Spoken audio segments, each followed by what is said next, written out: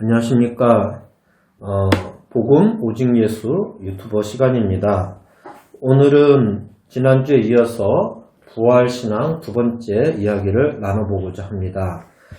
오늘 말씀은 고린도전서 15장인데요. 15장 35절부터 아마 44절까지 말씀을 가지고 할 것 같습니다.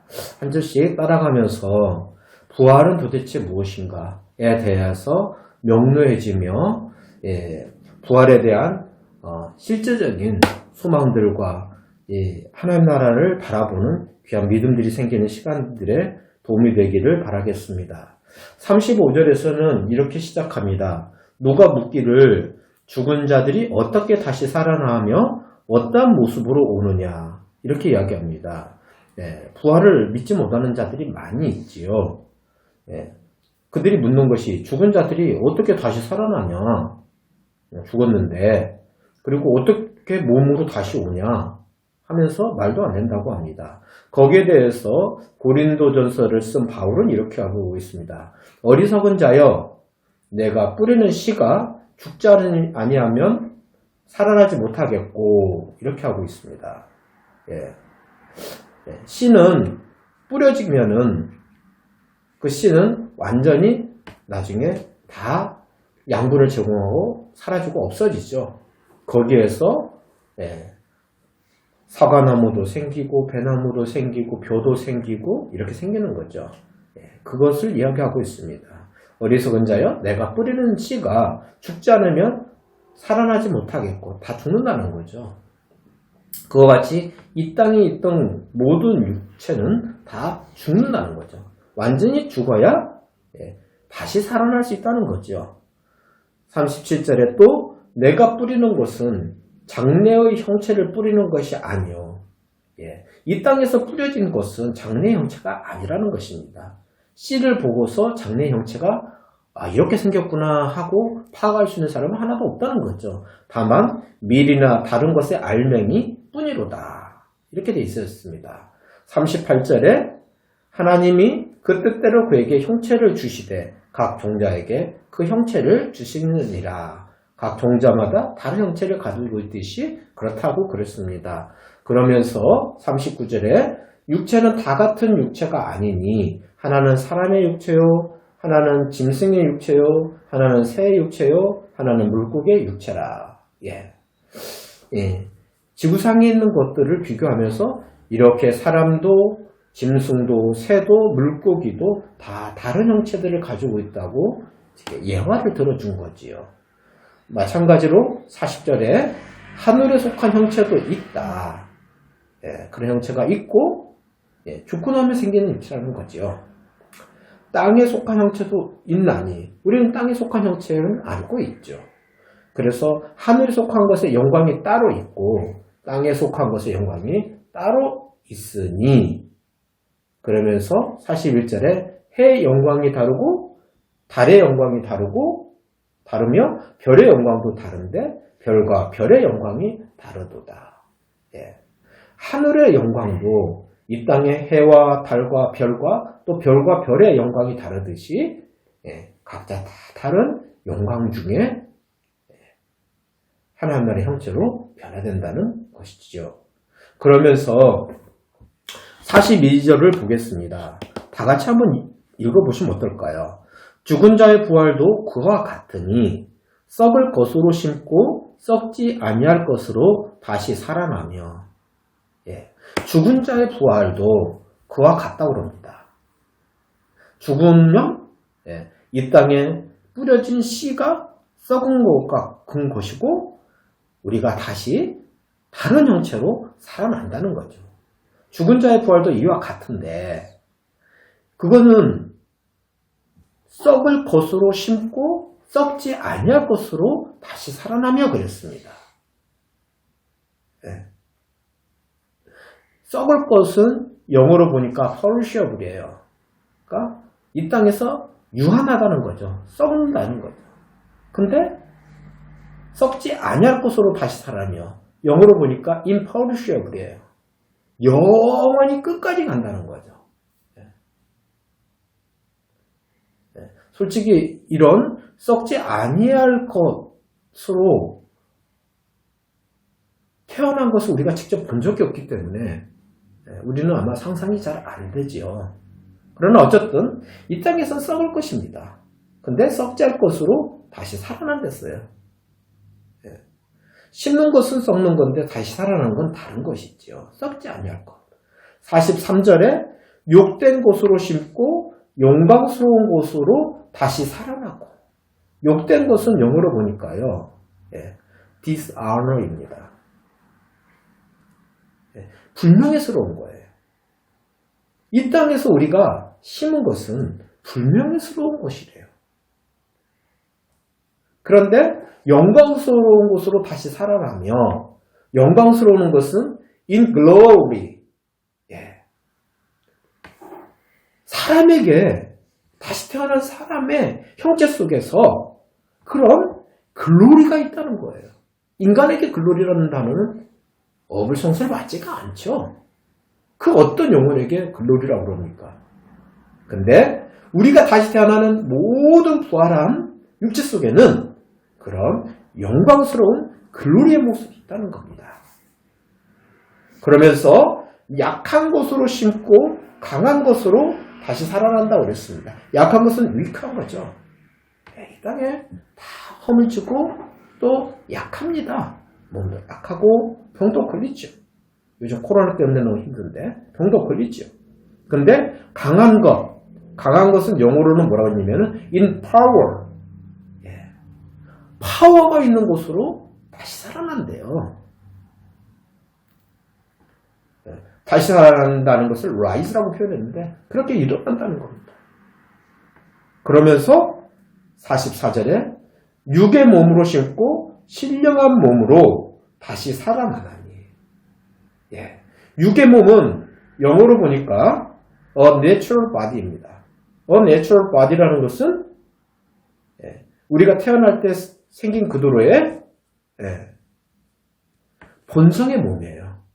그냥 우리가 이 땅에서 살아가는 이 본성의 몸, 이것을 육의 몸이라고 그럽니다. 근데 신령한 몸으로 다시 살아나는데, 신령한 몸은 영어로 하니까 spiritual body예요. 우리는 그런 본성의 몸에서 우리가 다시 태어날 때는 영적인 몸으로 다시 살아난다는 거예요. 그래서 육의 몸이 있은즉 또 영의 몸도 있느니라. 정말 어떻게 설명할 방법이 없는데 바울은 이 부활한 모습을 이렇게 계속 설명하고 있습니다. 즉 결론적으로 이 땅에 육의 몸이 있으면 영의 몸도 있느니라 하고 설명을 했습니다. 이 42, 43, 44절 이 세 절을 요약해서 보면 이렇죠. 이 땅에 우리는 정말 힘써서 살고 애써서 살고 또 명예를 회복하고 또 부유한 삶을 살고 이런 데 많은 에너지를 씁니다. 누구나 그렇죠. 그렇죠? 그것을 위해서 열심히 공부도 하고 일도 하고. 그런데도 바울은 평가하기를 뭐라고 그러냐면은 죽을 몸이고요. 또 아무리 그래도 욕된 것이라고 했습니다. 불명예스럽대요. 왜요? 인간은 죄인이기 때문에요. 그런 걸로 죄인의 상태를 벗어날 수가 없잖아요. 그리고 약한 것이라고 그랬습니다. 약하도 약하죠. 육만 약할 뿐만 아니라 내적인 세계도 약하지요. 그래서 그런 것들은 내추럴 바디, 본성을 가진 인간의 몸이라고 그랬습니다. 이 말씀은 고린도 교회에 있는 성도들에게 한 거거든요. 불신자들에게 한 게 아니라. 즉 무엇입니까? 우리가 이 땅에 아무리 영적으로 살고 힘써서 하나님의 일을 섬기고 힘써서 이 땅의 일을 한다 하더라도 그 누구도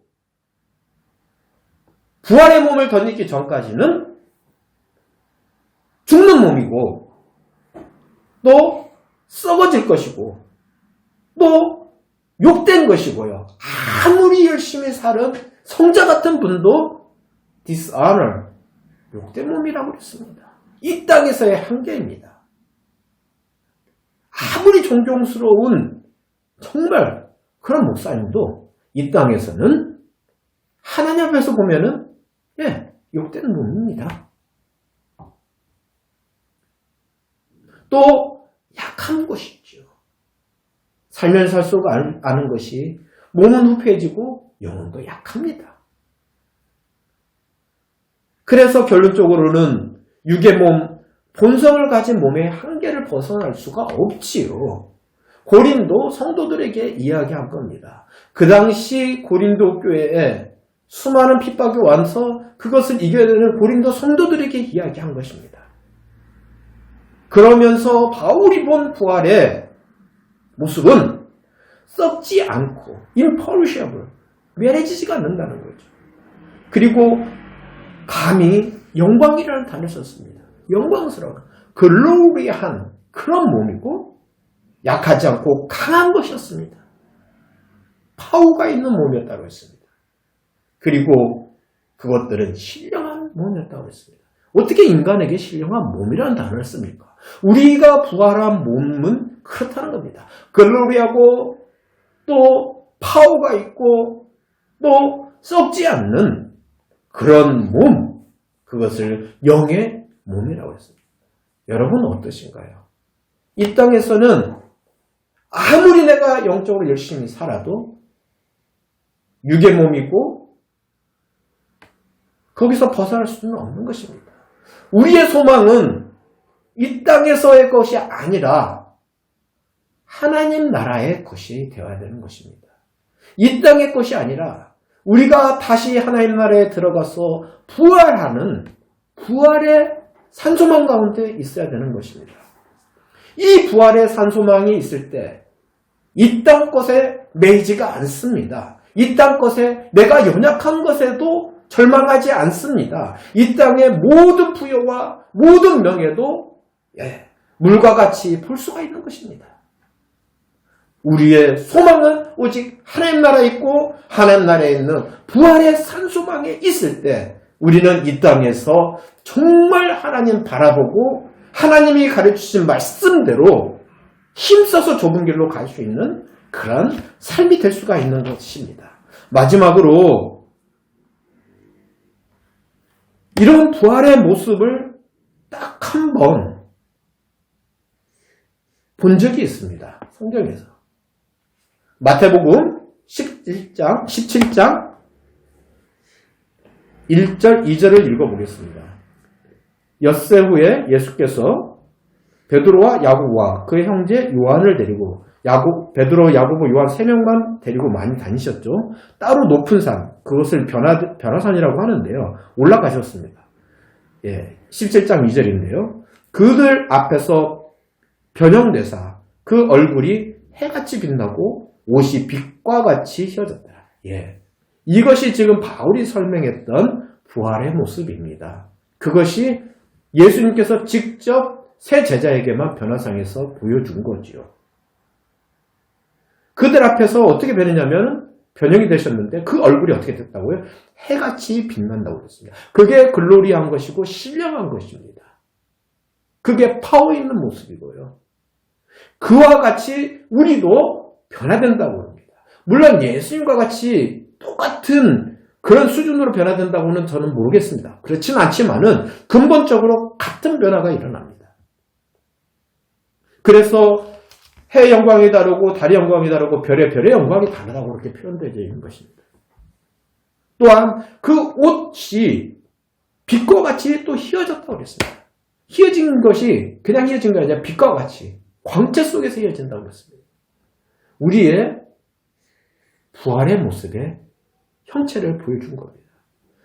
그때 모세와 엘리야가 예수와 더불어 말하는 것이 그들에게 보이거늘. 베드로가 4절에 보니까 10장 4절에 베드로가 예수께 여쭤 깜짝 놀란 거죠. 주여, 우리가 그냥 여기 있는 것이 좋겠습니다. 만일 주께서 원하시면 내가 빨리 초막 셋을 져서 집도 어린이라는 거 필요 없다는 거죠. 그 변한 모습만 보니까 그거면 다 된다는 거죠. 그거면 끝이라는 거죠. 그래서 초막새 빨리 질 테니까 여기서 그냥 모세 엘리야 모시고 살지요. 이렇게 그냥 자기도 모르는 말을 하게 된 겁니다. 예. 깜짝 놀라서요. 그와 같이 부활한 모습은 완전히 그냥 이 땅에서 상상할 수 없는 모습인 것입니다. 베드로가 그냥 정신이 나가서 혹하고 반할 수밖에 없는, 당장 딴 데 말고 여기다 초막 짓고 살잖아. 근데 하나님 나라 가면 초막이 아니죠. 우리 하나님이 그곳에 처소를 예비하신댔죠. 근데 우리의 부활의 모습 소망하시기 바랍니다.